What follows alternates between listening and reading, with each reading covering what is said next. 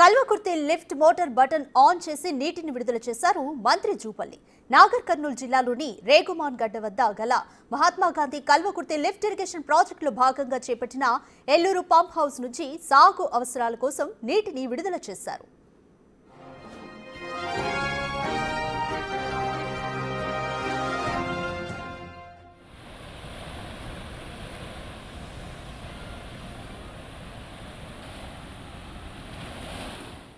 గత ప్రభుత్వం 8 లక్షల కోట్లు అప్పు చేసి కూడా ప్రాజెక్టులు పూర్తి చేయలేకపోయిందని జూపల్లి ఆరోపించారు.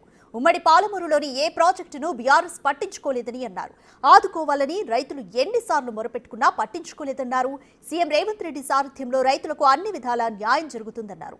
పెండింగ్ లో ఉన్న సాగునీటి ప్రాజెక్టులను పూర్తి చేసిన చివరి ఆయకట్టుకు నీరు అందిస్తామన్నారు.